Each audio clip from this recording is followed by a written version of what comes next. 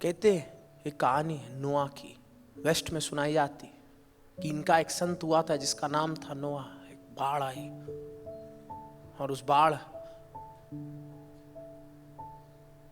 में नोआ ने एक किश्ती बनाई जिसमें उसने अपने परिवार को बिठा दिया, बहुत सारे जीव जंतुओं को बिठा दिया। और जब बाढ़ खत्म हुई उस किश्ती से सब बाहर निकले और उस किश्ती में नोआ था, उसकी पत्नी थी, उसके बच्चे थे, उनकी पत्नी थी। और एक समय के बाद जब नोआ बहुत बूढ़ा हो गया, उसने अपने सबसे बड़े बेटे को बुलाया और कहा कि मैं चाहता हूं तुम एक मंदिर बनाओ और नाव में जितने भी लोग थे उनके लिए उस मंदिर में एक वेदी बननी चाहिए, तो तुम 7 वेदियां बनाना।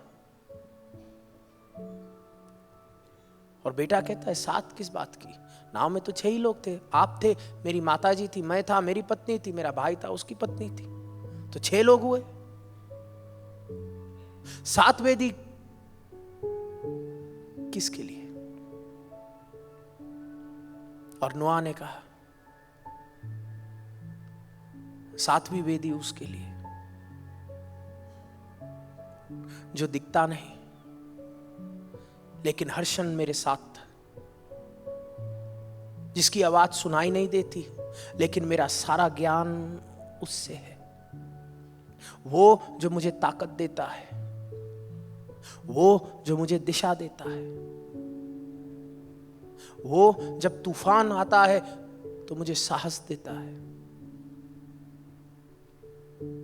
7वीं वेदी उस महादेव के लिए जो हर क्षण मेरे साथ चल रहा है। और यही एक संत की सोच होती। संत का ध्यान हमेशा उस 7वें पर है। वो बैठा है 6 के साथ लेकिन जुड़ा है उस 7वें के साथ।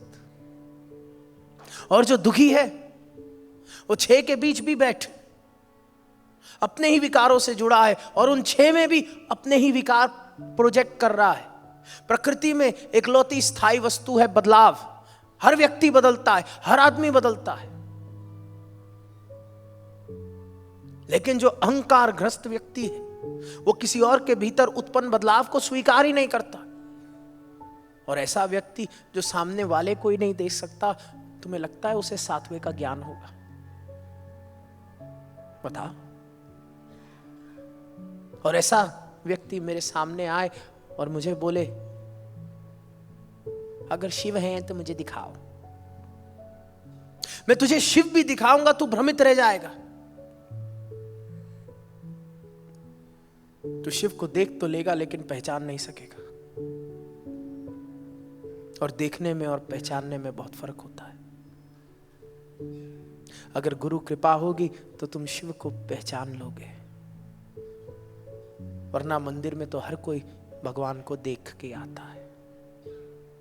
केवल शिव योगी है जो शिव को पहचान सकता है।